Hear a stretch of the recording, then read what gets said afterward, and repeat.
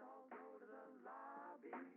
Let's all go to the lobby to get ourselves a treat. Let's all go to the lobby. Let's all go to the lobby. Let's all go to the lobby to get ourselves a treat. Welcome, ladies and gentlemen, to the Double Feature Podcast. I'm your host, Dean, joined by the man who has a friend in the background, David. What's going on? Oh, I'm just babysitting. The joys. Uh, Not much else going on. How about you, Dean? And nothing much. Just got finished watching some interesting movies for our romantic February month.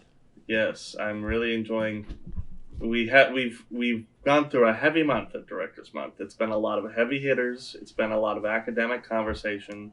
It's been a lot of praising these directors, and now I think we need to get back to our roots. We need to get back to some of the trash, though some surprisingly entertaining trash. Yes, this week on the Double Feature, we have, I guess we can call it our bad romantic comedy week. What Yeah, what I would say that's probably the best way to put it. Yeah, so David, why don't you tell them what the hell we're watching and maybe an elevator pitch is what's going on. Right. This week, we're breaking into those bad romantic comedies, and the pair we've chosen is one from Dean and one from me. I chose Fever Pitch, starring the young and what people thought was going to be a leading man, but was a failed experiment, Jimmy Fallon. We'll get into the failed experiment in a moment. And then Dean, continuing along with his Freddie Prinze Jr. obsession, has chosen Head Over the Heels, which, it was actually I got a little weak in the knees for this movie. I'm not gonna lie. The puns are real. Also, I didn't realize I've picked every Freddie Prinze Jr. movie in our podcast. I didn't realize that. I can't wait for us to get to Scooby Doo. Yeah, exactly. The log lines, though, for this week.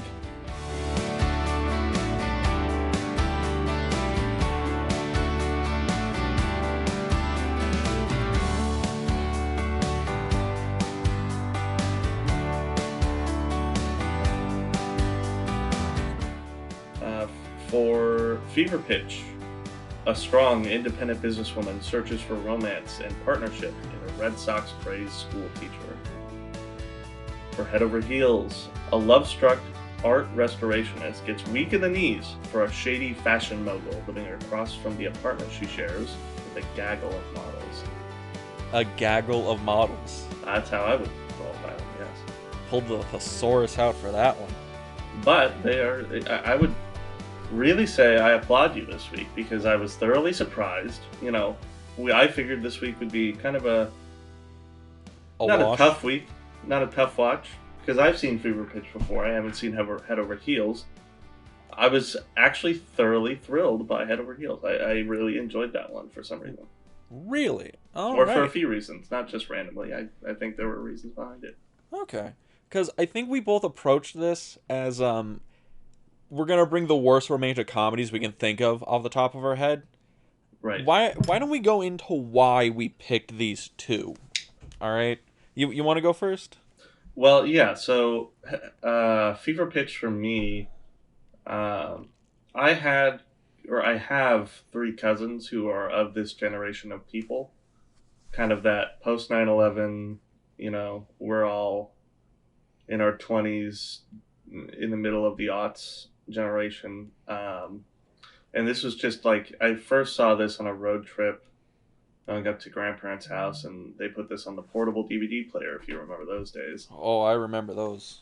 And that was my first exposure to it, and then for some reason, this movie has haunted my life ever since. For some reason, I don't know, maybe I'm attracted to baseball movies, and this technically falls in that category for nothing else but association and premise.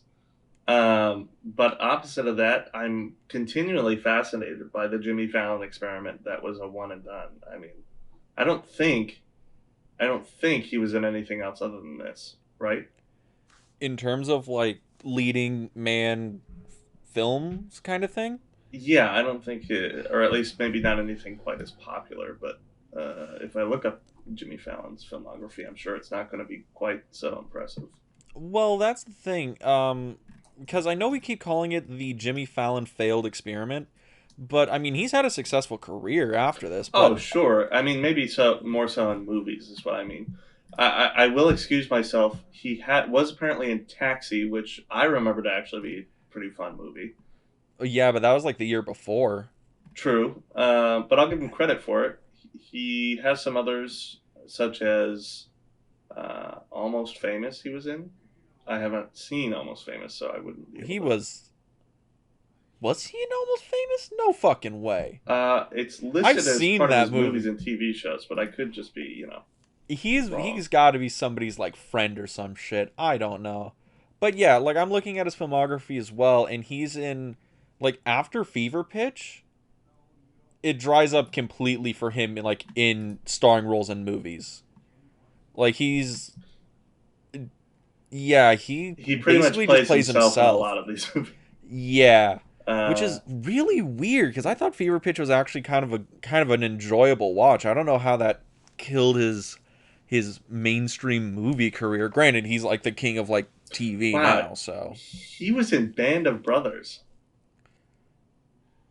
That's interesting. bullshit. I call No, bullshit yeah. on that. I've seen Band of Brothers like 2001, 40 Band of times. Brothers TV miniseries. I'm about Lieutenant George C. Rice. I'm about to go back and watch Band of Brothers because I call bullshit. Somebody is padding his filmography. I swear to God. Yeah, But and then as in Almost Famous, he's listed as Dennis Hope. Okay, well, I guess you have some Jimmy Fallon homework. yeah, granted, it all leads up to Fever Pitch and then it dies after that. But that's besides the point. That's besides No, the it, point. it all leads up to Taxi, and then it dies slightly. It gets ill and gets into fever pitch, and then dies. Yeah.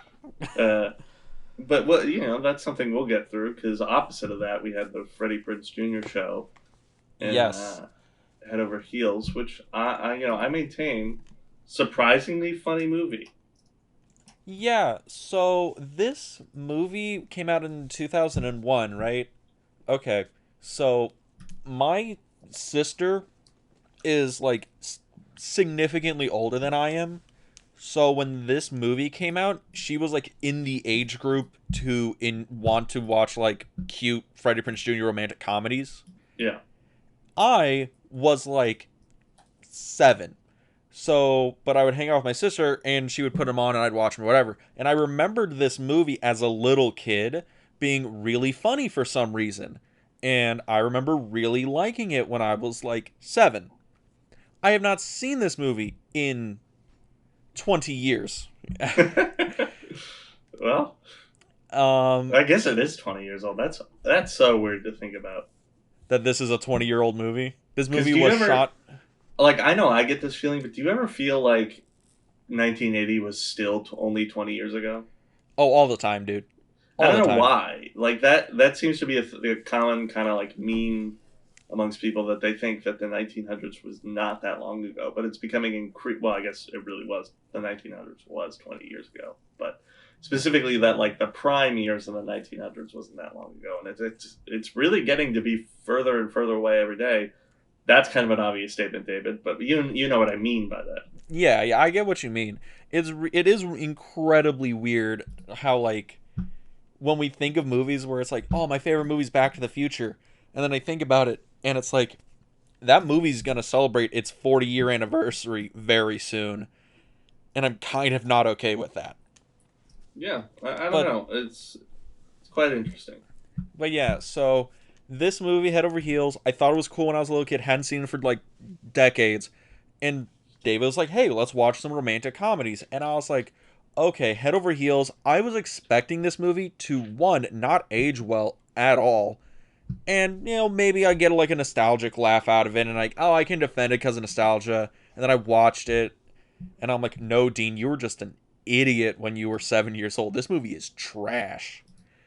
Oh my No, I don't god. think so. That's so mean. Come Look, on, give old Freddie a break. look. Freddie Prinze Jr.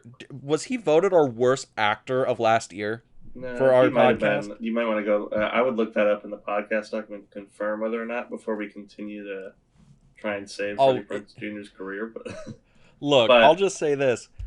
Freddie Prinze Jr., he was nominated for worst actor in our podcast, like Oscars, and he's the best actor in this movie. That's saying a lot, because he's not that much better than I Know What You Did Last Summer.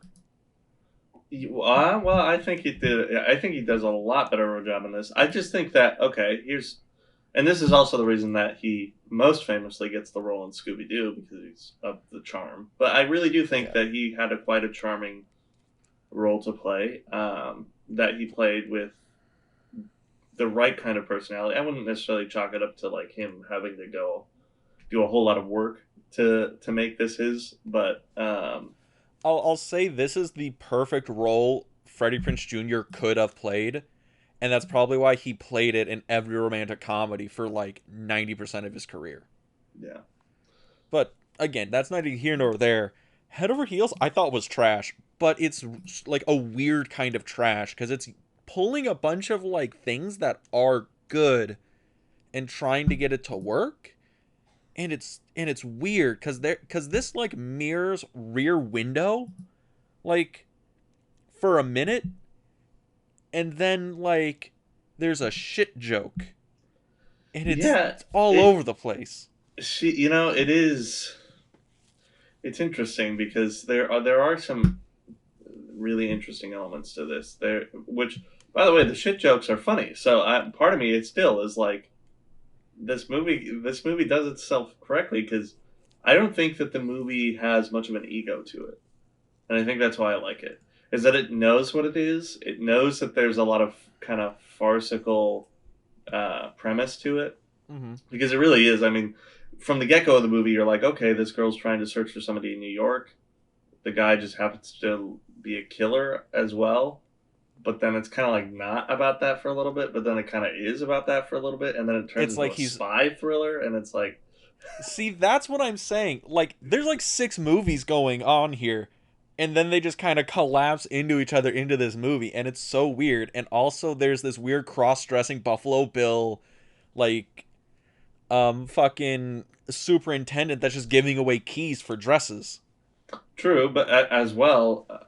I kind of like this, because the mode of the movie kind of falls between two things.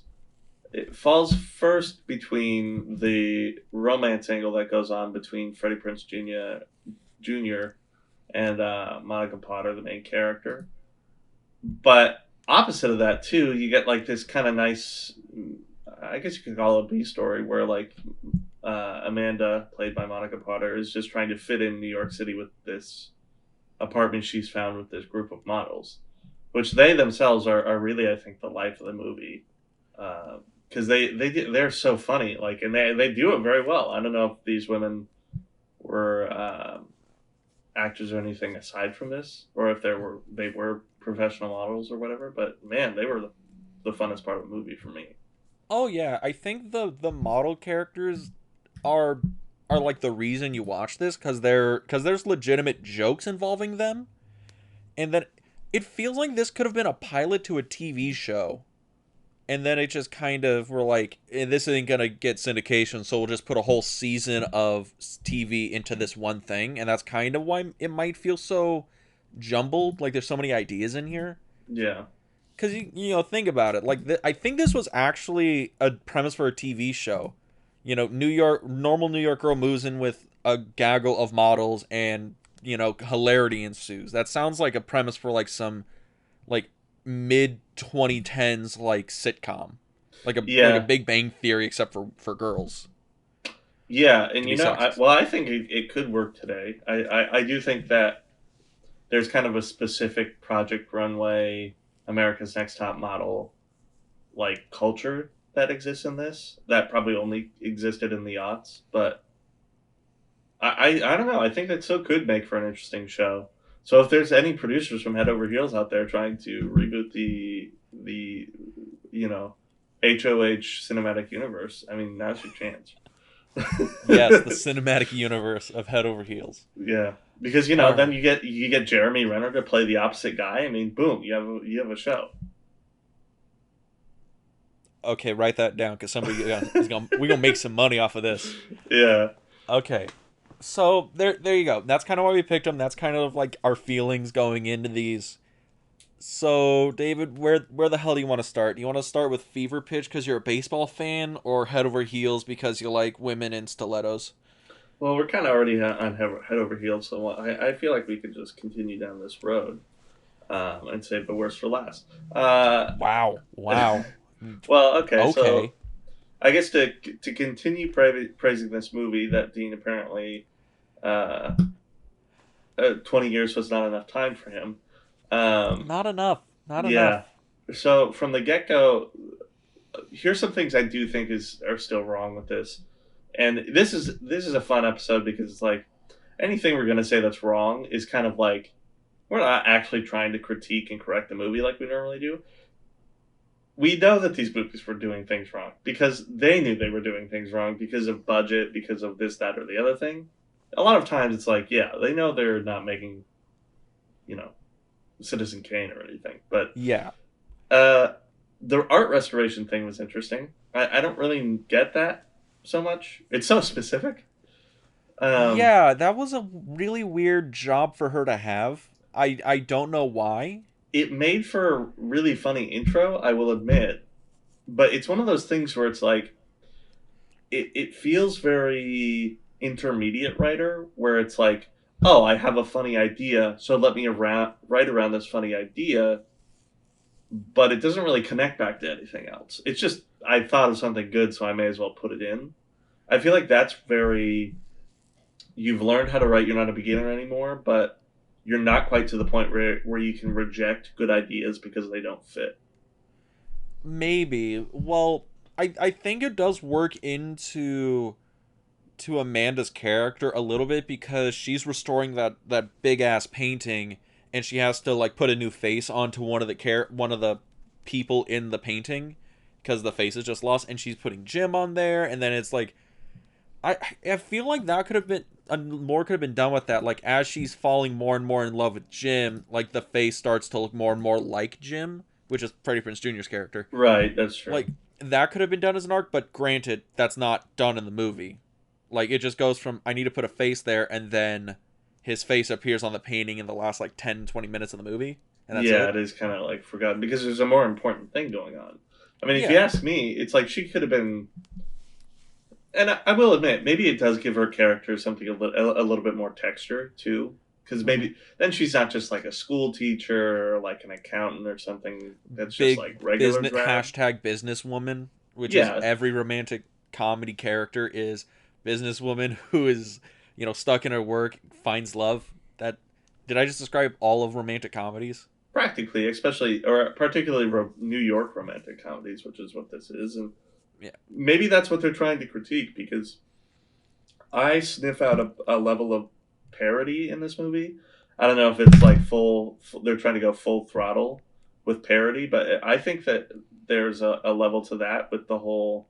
Because I think that's also what the model thing is they're trying to critique how movies make women out to be like such objects, and then all of a sudden, you know, she's living with women who you'd think would be objects, but they are actually, I mean, they're for the most part they treat themselves that way. There's plenty of jokes about that, but there's still a lot of fun to be had with the Yeah. characters, and then they get to kick ass and take names. It is funny because like I guess that goes with what you say. There is a level of parody in this film, and this is also a very like pro women kind of film. Because we do have the models and they are portrayed as being kind of, very self-absorbed, egomaniacal, very, I am the prettiest thing and my whole person is being pretty, but they're complete control of their lives. Like they, Yeah, men fall before them and they know it and they like it and they're completely in charge of what's going on in their life. And it's like really interesting yeah. You because never thought that Head Over Heels would pass the Bechdel test, but it might. I don't think does it pass the Bechdel test? You know, That might be a real question if this I passes don't the think it Bechdel passes test. with flying colors, but I mean, there being five women in some of the scenes, there has to be a lot going on other than. Also, I think the Bechdel test might reject this on principle, so there's that. Granted, the Bechdel test is also not a very good test Yeah, that as well. for But like, feminine movies. I'm blow people's mind. The Bechdel test is kind of a shit like theory crafted thing. It was meant to be a joke in like a New York Times strip. yeah, that's at least true. And um, I don't know. I mean, like other than that, You don't want this to be a nothing burger, man. Come on. You got to give me something here. How about this? What are your three favorite things about the movie? Three favorite things will do your three worst things. What do you got? okay, three favorite things. The twist, first of all, I think that adding this level to the movie kind of gave it a little bit more for me to pay attention to. Because at the first part, I will admit, the intro got me laughing, and the bagging on the character got me laughing. Um, the apartment joke got me laughing a little bit, but I still was like, "This is, it's not going to be great or anything." And then when they started to introduce the rear, like you said, rear window homage and the murderer angle, that started to get me to be like, okay, this is a little bit better now. This is getting to go somewhere. And of course, it just kind of the twist is not like out of left field. It's not something that's going to blow your mind. He's a cop. I mean, big deal. But again, it kind of deals with it in a good way, I think. And another thing, favorite thing is the group of models. I really like their like comic relief that they provide in the whole thing. They kind of feel like a group of cartoon penguins that are walking around most of the time, just kind of causing havoc. A Uh, little bit. Oh God, what was her name? I think she was Candy, yeah, the the Australian. Australian girl. Every time she says something about back home, you're just like, you have the most tragic backstory possible. What Sweet happened? as candy. Sweet as yeah, and it's just kind of glossed over. And then She's there's just Uncle like, Pete, and there's good old Uncle Pete. which was particularly bad because I have an Uncle Pete, and that was like, whoa. Okay, you, name dropping. you got any blonde cousins named Candy anywhere? Thankfully, no. Um, Yeah. So for those, because I'm assuming people probably either A, aren't gonna see these movies out, or B, have no interest in watching them because they're hard to find. There's some weird shit going on with some of the characters in the movie, like in the background. Because Candy keeps referencing her home back in Australia, and you're just like, wait, were you like molested and everybody's just glossing over it? Like, are these like subtle cries for help? yeah, that was certainly apparent that the comedy in the movie is dated at least by today's standards. In that, I will admit, while some people have chalked everything up to just that, oh well, comedy has become the way it is because people are getting a lot more sensitive. I also think that like generally, early 2000s comedy went through a particularly vulgar phase that was where it was all blue comedy. It was all um, The kind of shit raunchy. jokes, Yeah, the raunchy stuff. Yeah, because was this a post American Pie comedy film? yeah. American Pie, I definitely, and some of the sequels were probably out at this point. Yeah, because I think like American Pie came out, and that's when people started realizing that you can play pretty. Well, American Pie and the Scary Movie movies, you could play Yeah, pretty blue and like just get your movie to go, right? And yeah, this movie kind of falls into that a little bit. yeah. And I still enjoyed it too. I didn't pay too much mind to it because again, it's like it's head over heels. It's not like I'm gonna Yeah, start a Twitter campaign over that. But we're gonna yeah, cancel this 20-year-old movie that no one remembers. Hashtag head over heels. Freddie Prince Jr.'s career is over. Not really because we said so, but you know. Huh. Um, yeah, so that was kind of like the double edged thing to it is it's a little dated, but it's still I think it's very hilarious at times, and probably one of my not so favorite things about it, if I had to pick one, was the main actress Monica Potter, right? That's who I said. Yes. Yeah, Monica Potter. Um, Just nothing burger. I don't want to falter because it's like I It's don't head need over to go. heels. Yeah, it's head over heels. I'm not going to disparage anybody over that, but maybe a 2 was just like the character itself was a little flat at times, and I know that's like romantic comedy. The romantic comedy main character is supposed to be a little bit that way so that people can step into their shoes, but it's like I could have stood for a little bit more out of her. She wasn't terrible though. I will say that, not terrible at all. I don't think. Nor can you fault anybody who's going to be acting in this movie. Yeah. I will admit Freddie Prinze Jr. is a little too much Freddie Prinze Jr. at times. It's way better than I Know What You Did Last Summer. Yes. This is better than I Know What You Did Last Summer. A lot Yeah. of things are better than I Know What You Did Last Summer. Yeah, because like at least here he's bubbly, he's bouncy, he's got like the cool guy quarterback persona to him.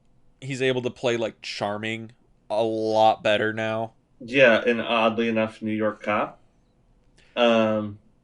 Honestly, if you told me Freddie Prinze Jr. was an undercover cop or something like that, like in a movie, maybe.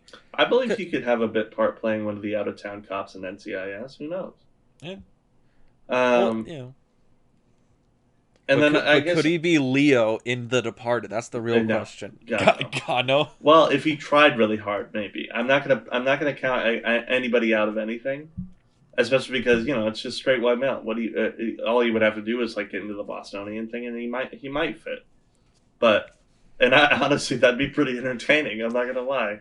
It can be one of the most entertaining things in a movie when you see somebody, kind of outside of their element, but they're trying real. It's kind of the most entertaining thing about movies like Uncut Gems did this. Like watching Adam Sandler act that fucking insane for 2 hours was amazing. Oh yeah, Uncut Gems. Like the best part of Uncut Gems is Adam Sandler's performance. Yeah, that movie is an Adam Sandler movie through and through, and it's great. Honestly, and it's kind of funny because I don't know why that all breaks into this conversation, but it's an interesting point to stumble upon, and I will say I am kind of interested in Freddie Prinze Jr. now. You've piqued my interest, so maybe I will go check out more of his work after this. I probably will avoid whatever streaming websites you told me to go to, though, because I guess the final thing that was, interestingly enough, the least enjoyable part of this movie is it's not available anywhere. Yeah. So to flex on some fools out there, the copy that I have, because I own a physical copy of Head Over Heels on VHS. That is how old this fucking movie is. And yeah, nah, dog. Like you can, I think that might be the only way you can find it. I don't even know. This probably has a DVD release, right? Yeah, I'm sure, probably has a Laserdisc release. I mean, who knows? Bruh, okay, no meme. I would pay like good money to have a Laserdisc copy of Head Over Heels just for the internet clout. I mean, vinyl's come back. I mean, if you have storage space for vinyl, you should have the storage space for Laserdisc.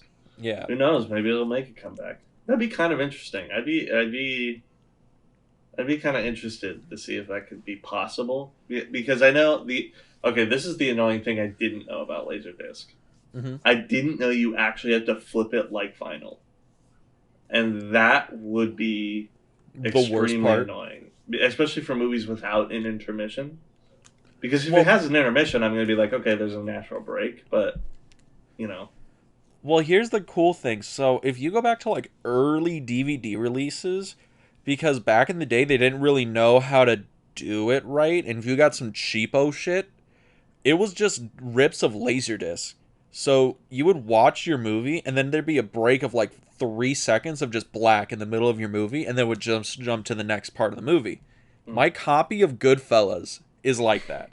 It just breaks in the middle, and you get like 3 seconds of just black screen. What like moment the middle does of a it break scene. in exactly? I think it's the scene where Tommy shoots the bartender, I think. And it's in like the middle of that scene. Like he shoots 3 gunshots, it blacks out, and then it starts and it's the third gunshot. It's a Like, POV experience now.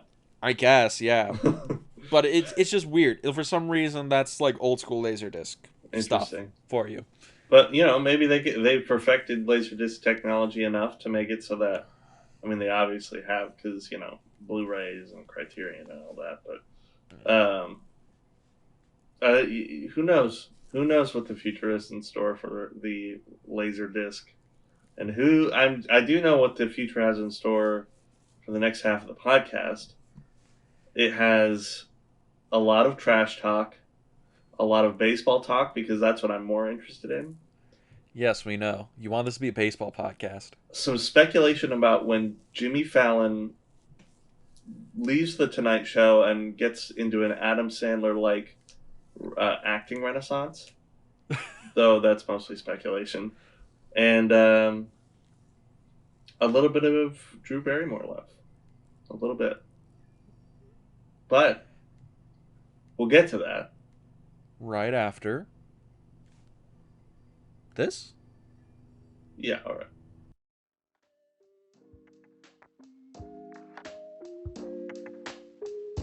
Dean, I found a great way for us to do something cool and to make a little money on the side. Great. I've been looking for a new place to put my money. What do you got? No investment needed. In fact, it's super easy, and there's creation tools we can use to record our podcast right from the phone or computer. Wait, why would you record a podcast on your phone? You want? No, never mind. Where do I put my money for this? I don't need any of your money. We can even get our podcast distributed to big streaming platforms like Spotify and Google Podcasts. Oh, I get it now. We're talking big business here, okay? So you're going to need a lot of money from me. How much money are we talking here? No, definitely don't need any of your money. In fact, we can make money from the podcast with no minimum listenership. Okay. Now I think I'm getting what you're going at here. We need to spend money to make money, so we're talking some big gains here. Big gains. No, definitely no. I don't need any of your money. Just all we need to make a podcast right in one place. Okay. So what you're telling me is that you're gonna need a pretty big check from me for this podcast. So do I just make it out to cash? Because it's no problem for me. I'll just write it up right now. No, listen, Dean, just head over to anchor.fm and check it out. You'll see why Anchor is the best place for us to record, edit, and distribute our podcasts. And I definitely do not need any of your money. Shut up and take my money.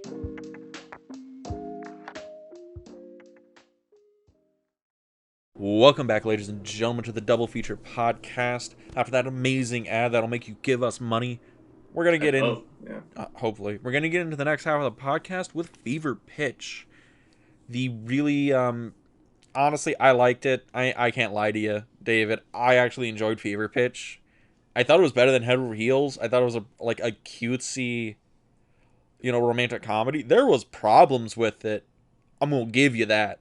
Yeah. But I don't think it was the worst movie we watched this week. I like it like a bag of dollar store chips. I'm not looking for it. I'm not really craving it. And if I'm craving it, I'm going to get the better thing. But if I happen to be in Dollar Tree and it happens to come across my desk, why not? It's $1. It's not going to be as tasty. It's kind of going to make me feel sick to my stomach afterward because it's not really as good of a recipe. But, it's still chips. I mean, I kind of get it. Don't get me wrong. This movie is... Okay. You know how Head Over Heels was just... We're going to throw everything at the wall and see what sticks? We got a murder mystery. We got a romantic comedy. We got a spy thriller. We got all this stuff. Yeah. Right? Fever Pitch is... Guys, we're going to play it as safe as possible. We're gonna make the most cutesy, generic romantic comedy we can possibly make, because goddamn it, we need Jimmy Fallon and Drew Barrymore to pay off, okay? Yeah, which is an interesting thing because I really do feel like Drew Barrymore was a hot commodity around this time, so that's there. Yeah. Jimmy Fallon is certainly coming off his most popular years of being on SNL. The Weekend Update is what it's called, right? That's what he was on with Tina Fey. I think so. He was also already doing movies. He was doing comedies, but not like a whole lot. He did like a couple, and they made their money back, or they I guess weren't like box office smashes, but you know, he was a reliable enough actor to be put in a romantic comedy with Drew Barrymore. Like they probably figured Drew Barrymore would carry this.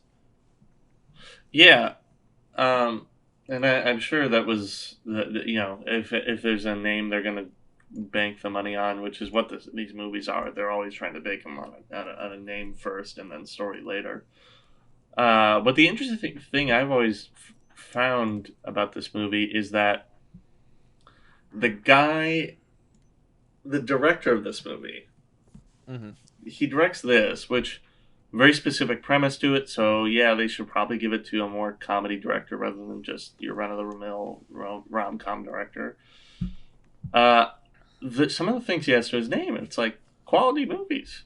Oh, you mean the Farley brothers? Yeah, Oh yeah, no, these guys are like real deal directors. I think they've done what is it? Okay, I'm about to go through and just destroy people's nostalgia bomb real quick. yeah. So, Dumb and Dumber. Mm. There's something about Mary. Mm. Me, Myself, and Irene. Osmosis Jones. Shallow House. Stuck on You. Like, guys, no, he has like good movies. Okay, so yeah, they have good movies connected to him. Like There's some great they're not like bad, Me, yeah. Myself, and Irene and Shallow Hal are great. Oh yeah, well that's the other weird thing is those movies were mid to late 90s and early 2000s, and that's like the Farley brothers, right? Yeah, And Dumb and Dumber, I'll go on record, is like one of my favorite like comedies from when I was a kid. You watch that movie all the time. classic Jim Carrey. Yeah, Osmosis Jones might be one of the greatest kids movies of all time. Okay, because it's great. I love Osmosis Jones. it is good. Yeah, But yeah, and then they make Fever Pitch, and then you see like, oh, they make Fever Pitch, and it goes right into them doing TV. pretty Just much. goes right into it. I'm sure the residuals from other things were probably keeping them satiated, especially after this. And I got okay. I just realized that like they did basically Fever Pitch. They had like one or two movies after, and then go right into making TV movies. But okay, I just gotta ask. So this wasn't that much of a bomb. So yeah, like, I'm sure it wasn't like overall because that's not what's really wrong with this movie. well, This movie was okay. going to make money.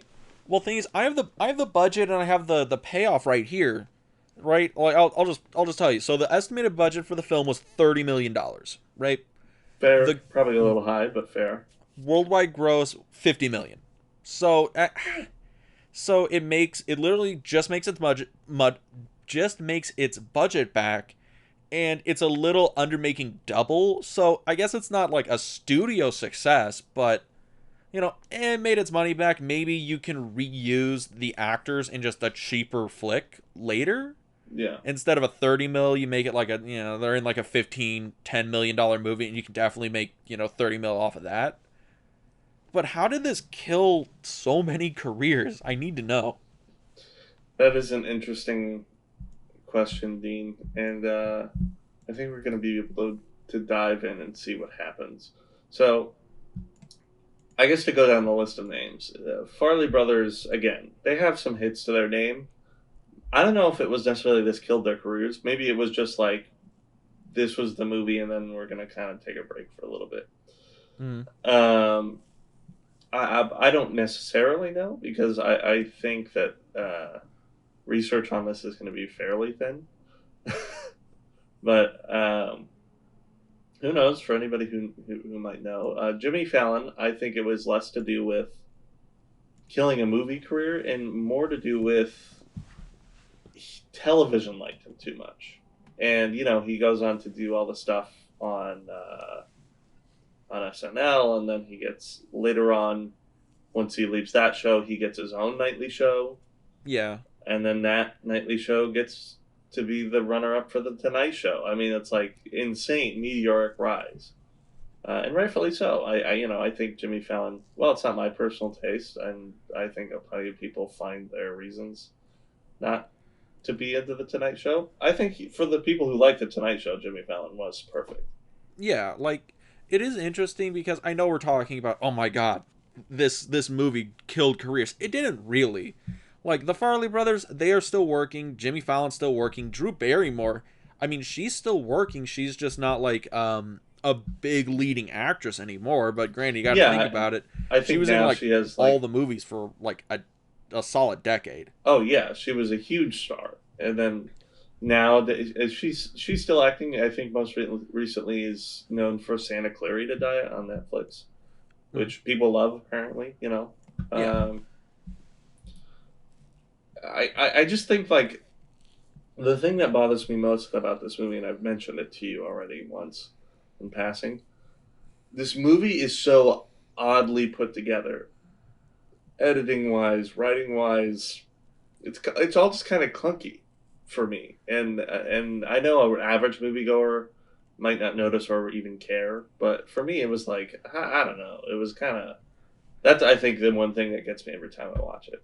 No, I wouldn't say an average moviegoer wouldn't say, like, again, that I ain't gonna say, like, as a pretentious person, like, oh, average moviegoer, blah blah. No, like, I think anybody watching this movie would say, yeah, it's a kind of a clunky watch. If you ask them to say, hey, there's something wrong with this movie, what is it?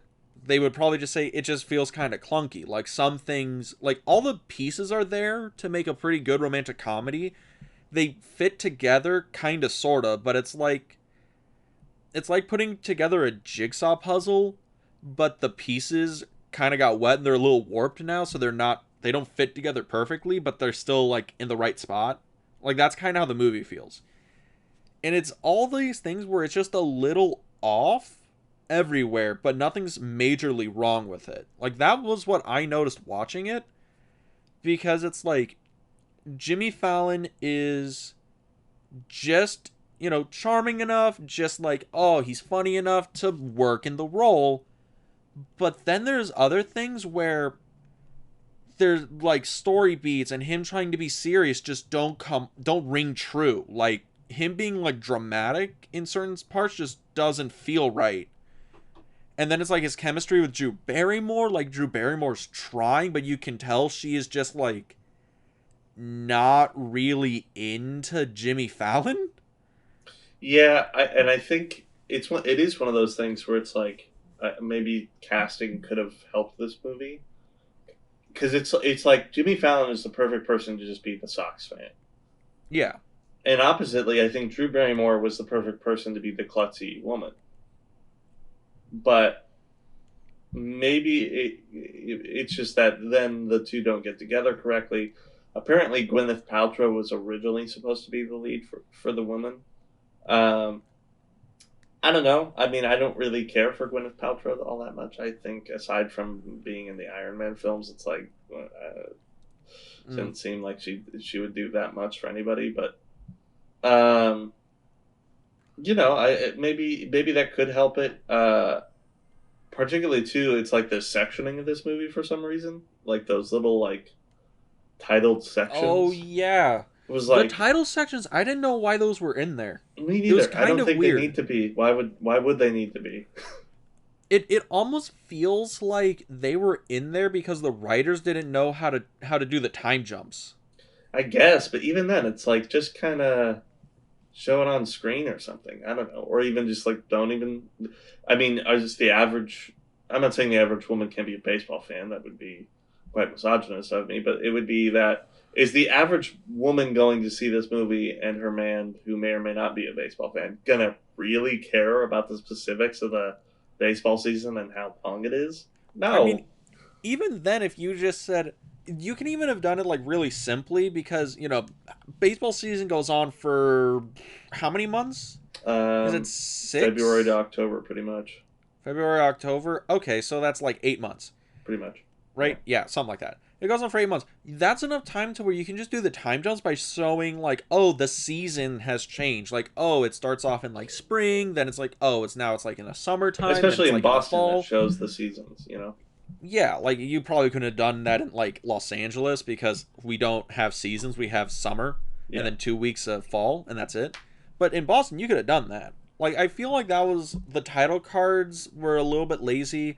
Also, the voiceover I thought was weird, because it's in there, and it's from somebody who has almost no bearing on the actual romance for some reason. Like, you know what I'm talking about, right? The voiceover that Yeah, bookends that's the true. movie. Yeah. I don't Yeah. know. Now that we were talking about it, there is some things in this movie that are just weird. Yeah, there are. And, well, again, I personally, I do enjoy the specificity the movie gets with being a baseball fan, especially a diehard fan, and especially, interestingly enough, within the milieu of being a Red Sox fan at this time. Because, height of the curse of the Bambino. So it was particularly painful to be a Red Sox fan. And when you're a diehard baseball fan, you're a diehard baseball fan. That's 162 days out of the year that you have pain in your heart. And you So how the know, Angels doing? ask me in about a month. We'll see. Uh, but this is an interesting note about this movie. So originally, this was written with an alternate ending that they had to lose the playoffs Because that's the Red Sox. because that's the Red Sox. But 2004, I'll spoil the ending. They win the World Series. Like, they win the whole damn thing. They break the curse of the Bambino. Not what the producers expected at all. So straight from the Wikipedia page, I'll recite this little story that in that original ending, they had to cut it because of the early playoff win while they were filming the movie. So they were like, oh, we could actually get a different ending out of this, and that would make the movie even better. So they write the different ending, barely. I mean, it's kind of just, you know how the ending really goes. It's not that really wrapped up. And probably rightfully so. I do think that was one thing I did like about this one, is that the ending doesn't have much to do with baseball. It really just ends up having to do with the whole, am I going to be able to love this guy who's so dorky? Who's so obsessive? Yeah, and so they take Barrymore and Fallon to Game 4 of the Cardinals in St. Louis at Busch Stadium, and apparently they were in character the entire game. And then when they get the final out, rush the field and they get the kiss and all this, which were apparently on Fox cameras. It wasn't actually. Really? Yeah, they brought a crew, but some of the shots were apparently captured on Fox network cameras.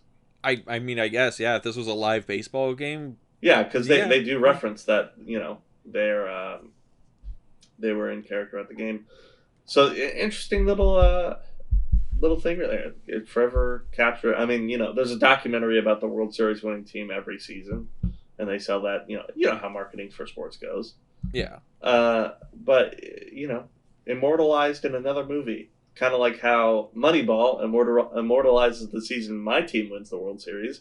Yet we literally are nowhere in the movie. Feels bad, right? Yeah. Okay, so I got a question for you, and I'm gonna put my fucking art house cap on. So, the themes of this movie, is it the downfall of obsession?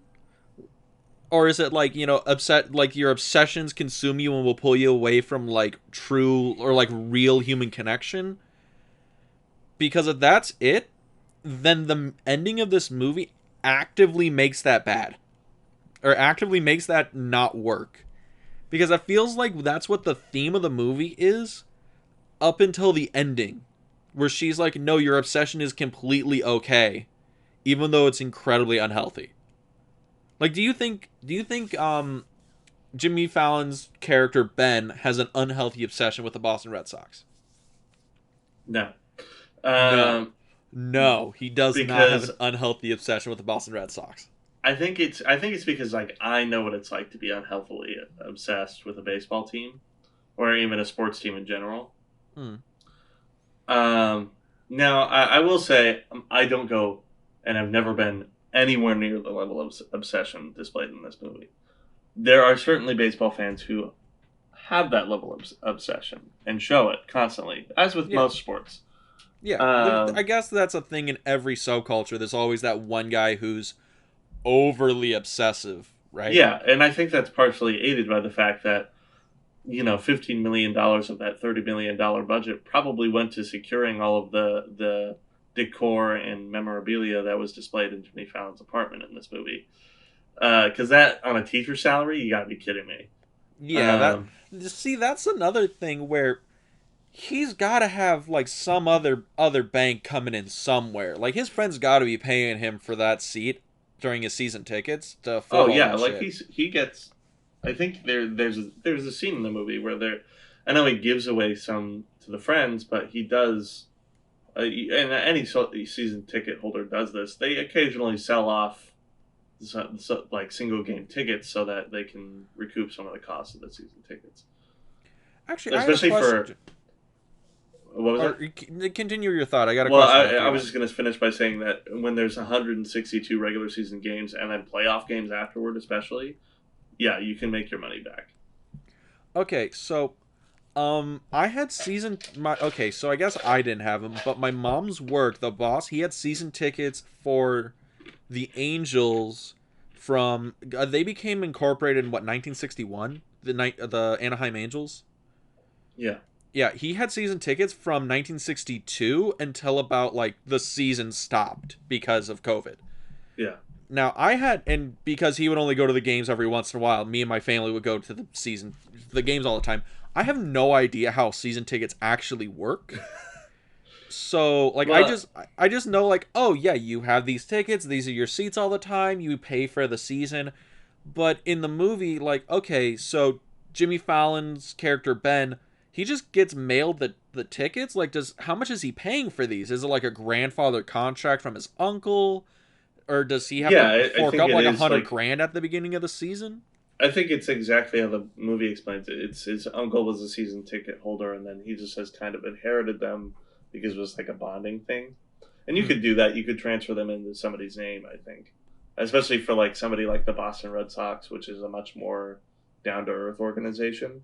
If it's a more corporate one, like Yankees are probably going to be harder to do because the Yankees are like such a commoditized team, and the Boston Red Sox are kind of like the antithesis of that, where they're more in the spirit of baseball um, in a traditional sense. So it can really depend upon the business and the organization. I'm not saying that this movie also at all takes into account any of these like specific things, but I'm sure that's probably what it is. Is it's just that he's biological family, so they can do something where he gets tickets from the account. Well, okay, because we're gonna get back into the whole obsession thing in a moment, but I think this kind of plays into it because at the end of the movie or near the end of the movie, the big climax, oh my god, all is lost moment, is that he's about to sell his tickets to this guy for like what was it, 150 grand? His season tickets, right? Yeah, For 150 grand. yeah. Is that an accurate price for those kind of tickets? Granted, like they're bomb ass seats. Like he's They're like great what? seats. They're Fenway Park, which is it's like one of the most popular sports stadiums in the world. I mean, movie stars and like politicians have seats at these stadiums, kind of thing. Yeah. Um, if you have the right tickets in the right place, yeah, they could cost that much. Just because it's all about supply and demand. Um, not And necessarily through officially the stadium. yeah, But it's like he has the tickets and he's talking to somebody. He's like, "Yo, dog, like I'll give you these my season tickets. They're yeah, these and I'm seats." sure it's probably played up for the movie too. I don't know if season tickets are ever going to go for that much, but like they could cost you a pretty penny, especially like Yankee Stadium season tickets. I could look them up right now. You got to be pretty wealthy in order to grab those. Like, let's see. Well, because that's like okay. I'm sorry we're obsessing over this so much, but No, this it's isn't. it's the major Yeah, like crux of the movie is that he has these season tickets and everybody wants a piece of them. yeah. And I'm just so curious, like how much is Ben paying every season to get the tickets, or since he's on a contract, is it like, oh, you're paying your grandfather's fee or your uncle's fee from like the 1980s or whatever? So he's only paying like $200 for season tickets. Is that how that works? Well, let's see. Because you can do like plans. You can do like 7 game plans, 9 game plans. You can do 20 game plans. You can plan out the seats, and then those seats can be shared amongst. They're just trying to sell the tickets. Is all they're really Yeah, trying to do, and the make other sure thing that is Ben is going to every single game, which is a like titanic feat, by the way. Because how many games are in a season? You said like 160 for a single team. 162. Yeah. Yeah, and he's going to the away Plus, games. plus he goes to spring training, which is a month long. Yeah, so like that's a crazy thing here because he's going to all the away games, he's going to all the home games, and he's going to spring training. Like this guy is a titanic fan, and it's like, Well, okay. it's insane. So here's this is gonna blow your socks off. Okay, socks Now- prepare to be blown. I can't get like the lower level seats, and if you were to Google search it, I'm sure you'd be able to find out. But this is already something for you, like dugout level seats. Not talking like the luxury level seats that you can get that are like right up next to the field. Angel Yeah. Stadium has a few of these that are like luxury, like Lexus sponsored seats that are like gaming. They have that like gaming chair ergonomics, and they're expensive leather, unprotected, so you're right there.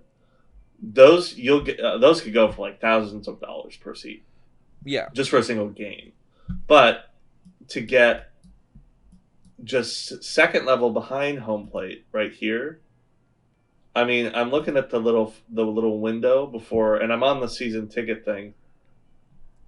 Already looking like $16,000. what? Yeah, 16 grand inside For of Yankee Stadium. And season tickets. I'm trying to click and see to really get into the thick of it, the economics here. But yeah, I mean, you're gonna get, because baseball, it's a 3 hour long game, 162 times a year. They're especially at Yankee Stadium now, which was recently redone and commercialized. Mm. They price gouge like a motherfucker. I mean, Yeah. really, it's becoming more and more expensive to go to a baseball game, which is one of the appeals of going to a baseball game in the past, was that it was cheap.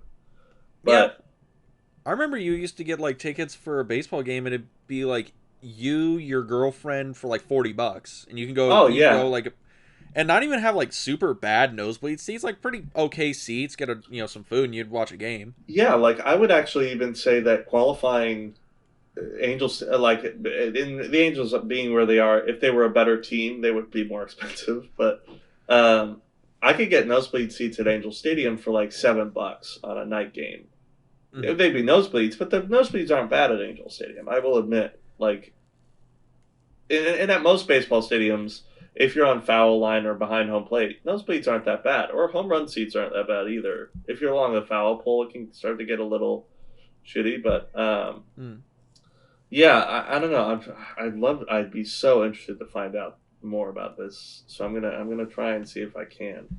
Yeah, But like, we'll get back to the movie. We'll get back to the movie. yeah, to move on a little bit. Yeah. So, but there's the thing. So the Boston Red Sox are a huge part of Ben's life, and he spends so much money. Like, the reason we went on that whole tangent about how much season tickets are is because, like, you got to think about it. He's on a teacher's salary, and his house in his apartment is full of like memorabilia, stuff that has to have been custom made for like his apartment, right? Like that giant green monster wall that had to have been custom made for his house. Right. And he spends all his money on this. Everything he owns is Boston Red Sox related. Basically everything. And then, Drew Barrymore's character comes in, and she is like, oh, it's okay, you're obsessed with this, it's cute, it's fine, I can't really relate to it, but it's okay. And then it's a whole thing where she's like, no, like, this is a problem because you love the Boston Red Sox more than you love me, and that is not okay. Because you're loving a team and you don't love the person in front of you anymore. And then at the end of the movie comes, and then she's like, no, it's fine. I'm okay with you loving the Boston Red Sox. I'll just learn to accept it. Yeah. Even though he's like a psychopath about it. Like a little bit, right? Maybe I think it's a little bit boyish, certainly. And the movie kind of explains that away, and it's like it comes from that childhood thing, and I can empathize with that. But Yeah, yeah. yeah, I think there was an interesting point to this movie that they do kind of fumble, in that it could have been about Drew Barrymore being from the business world in kind of classic romantic comedy fashion.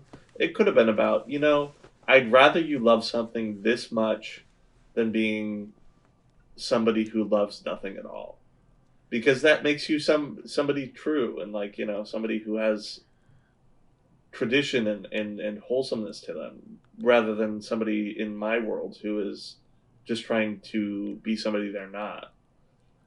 All those things that are actually heartwarming that you would actually kind of want in a partner. Where she's like, Yeah, it okay is that kinda. you're obsessed with this kind of stuff. It's like, it's okay, I'll love you no matter who you are. But it's weird because it's like he's at a level where it's very unhealthy, right? Like I Maybe. think I that's the mean, thing I'm getting on is I look at like Jimmy Fallon's thing and like I ain't gonna lie, like I think everybody has their vice, everybody's yeah. got their Because if it isn't one thing this, they're like, really in on. your husband's gonna grow up and he's gonna be a huge Steelers fan. He's gonna grow up and he's gonna be into NASCAR. He's gonna grow up and he's gonna be unhealthily into cigars. Who knows what it's gonna be? Yeah. It's like, Like, don't get me wrong, I'm a prime example of somebody who has their, unhealthy obsessions with weird shit from their childhood. All right, I collect comic books. I'm a Green Bay Packers fan.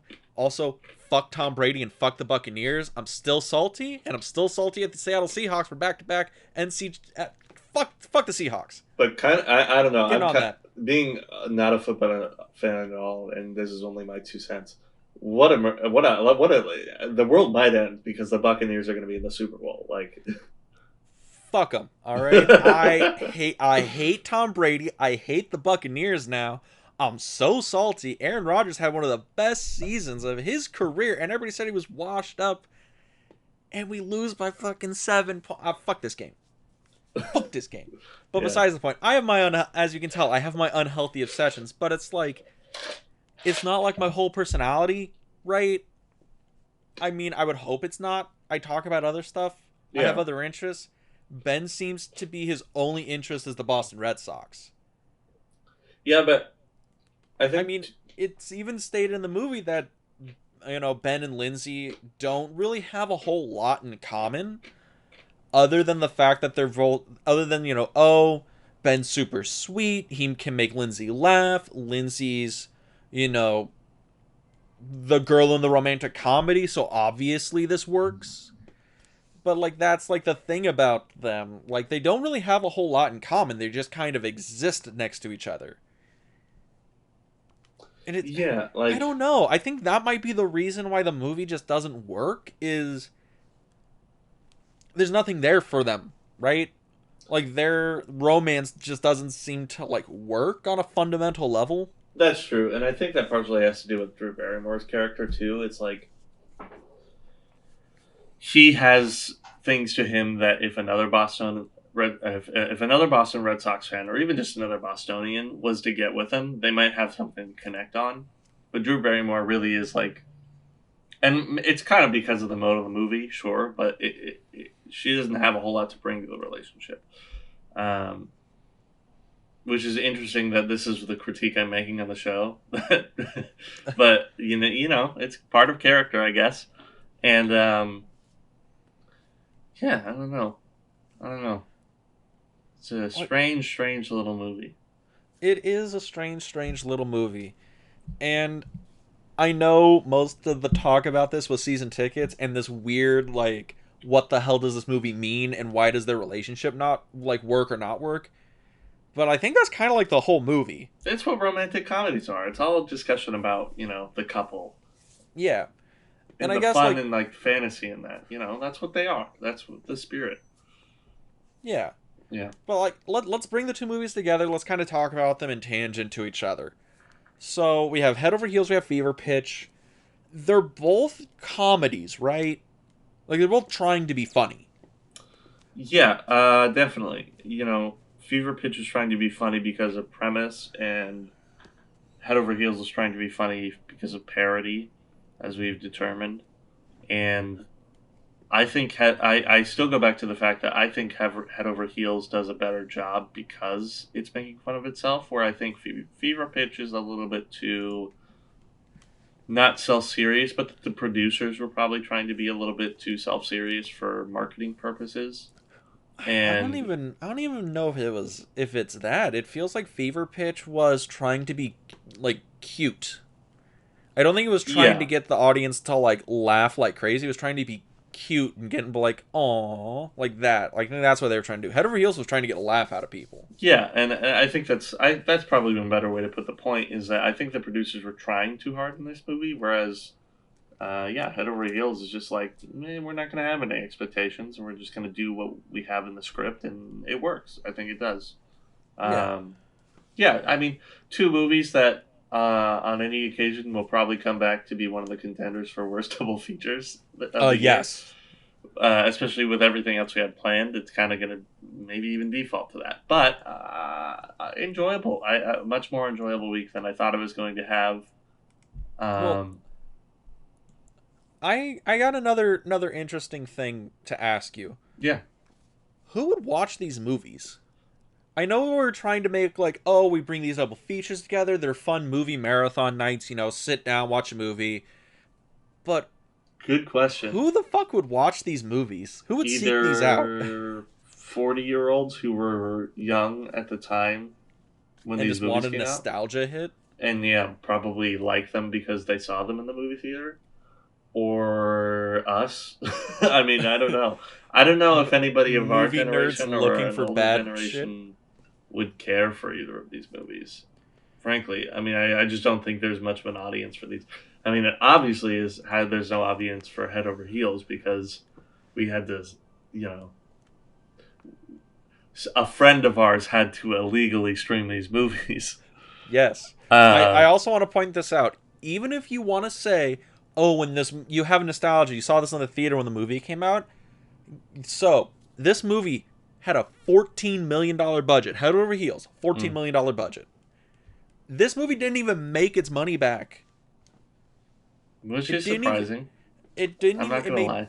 It made $10 million back. Which, I know that's like, oh, that's fucking $10 million. In movie terms, that ain't dick. Yeah, in movie terms, that's still... I mean, I think it's one of those things where it's like, yeah, that's $10 million, but yeah, that's $4 million that you didn't come up with. Or, let alone, the budgets never include the marketing budget, which is normally at least price of the movie again. So, that's really like $18 million you didn't come up with, which I'm sure that, the producers and the directors aren't going home and sleeping well at night about that. The failure happens all too consistently within the movie industry. That's certainly true. And I think it's part of the beast. I think you can't have billion-dollar movies all the time going out and making $2 billion because... You suck all the money out of the market. Yeah, and you have to do so much to get that $2 billion. But just as well, it's like there's... from Martin Scorsese to modern ones, like in some of my research, Safdie brothers went out and made movies and only made like $17,000 at box office. Which again, you think about, that's $17,000.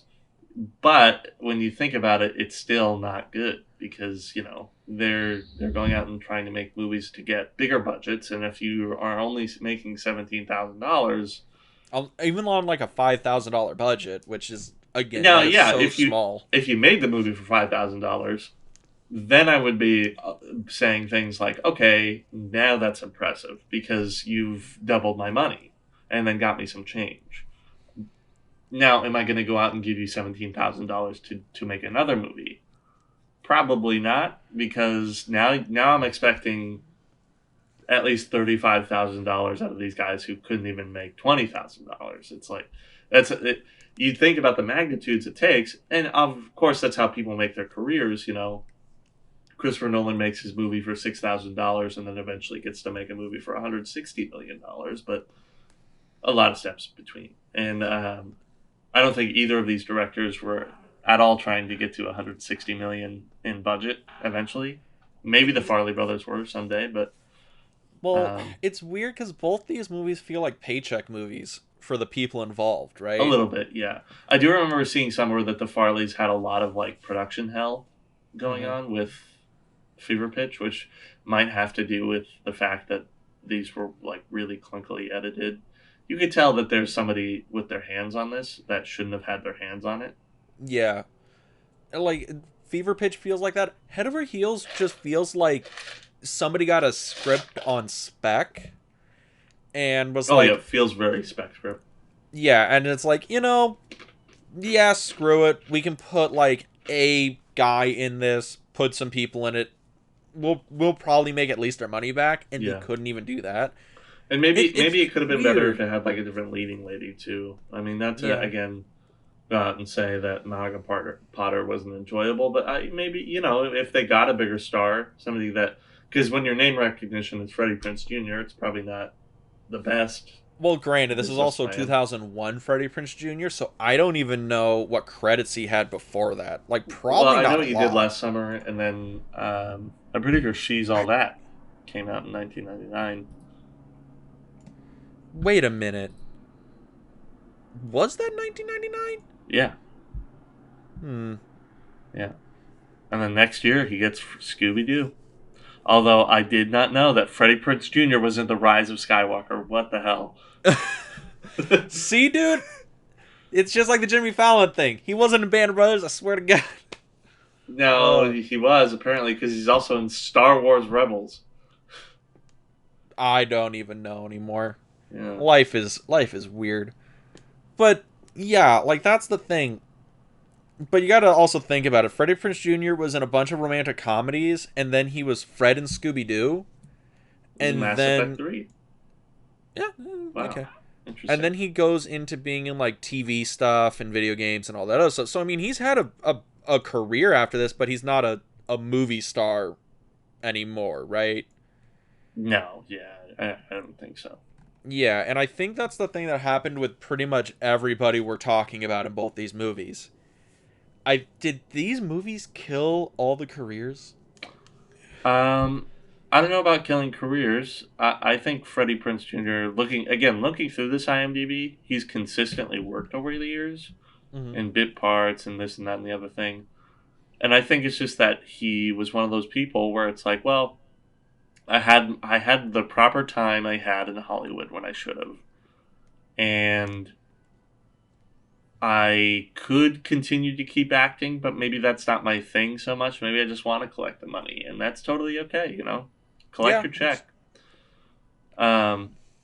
And then over the years, like I say, he continues to work, and every now and again, he was apparently in Robot Chicken for different episodes over many years. He was apparently in other things like Star Wars We're not Rebels. doing a eulogy, man, of Freddie Prinze Jr. Like he's fine. Uh, It's just weird he that will his be poorly career... missed. He was such a great guy whenever he was at. Russ, stop. The man's still very much alive. He's got Yeah. kids. Yeah. But yeah, like I don't know what I'm trying to get at. It's just if you're gonna watch these movies, you're probably just gonna watch them just to see It's just kind fun of trash. train wrecks. Yeah, it's fun trash. Yeah. Like you're just watching the movie that basically stopped careers. And it's kind of fascinating. I don't know about stopped careers. I think that's lofty, but I mean, if you want a movie that really stopped some careers, go watch Final Cut. I mean, Oh. Ooh, what Yeah. a savage. um, But maybe that's the takeaway here is that these movies just don't tread as deep water as an Urban Legends Final Cut. So there you go. yeah. And that's basically all we got here. Yeah, I Watch them think if you're so. in the mood for some bad romantic comedies. That's about all you got. Yeah, I think so. And if you're in the mood for maybe not so quite as bad movie podcast about double features every week, well, follow with us. Why don't you tell them where they could do that, Dean? You can follow with us on our YouTube channel, In the Frame, where we do double feature and Tube Skier for TV and all this other stuff. We're also on Spotify, Google Podcast,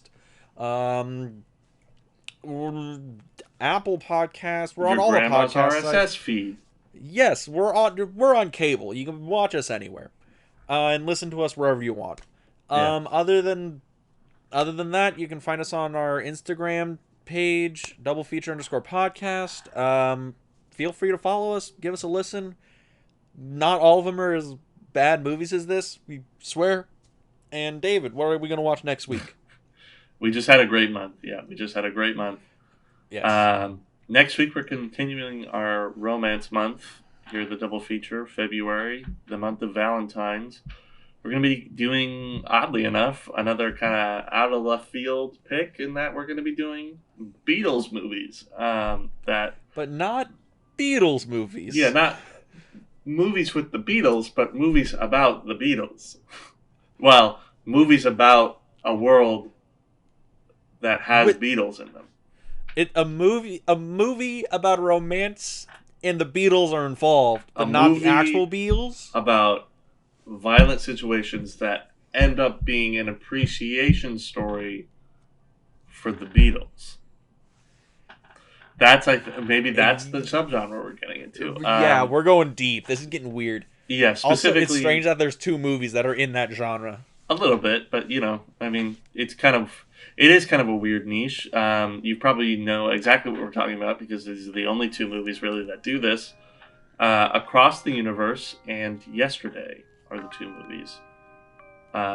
Very interesting pick. I'm excited to see what comes of it. Same here. Across the Universe, I remember seeing when it came out a long time ago, and it's been a long time since I've seen it. And Yesterday, I saw it like a year after it came out, and I thought, it was probably pretty good, but I haven't watched it since, so it's good to have a refresher. Well, at least it wasn't the 20 years between now and Head Over Heels. Bro, I'm not even that old. That 20 years means a lot. That's more than half my life away. Yeah, way more than half your life. That's way most more. Of your life. That's probably close to life. 80% of your life. But, good to be young. And it will stay young until next week when we see you again here at the Double Feature. See you soon, everybody. All right.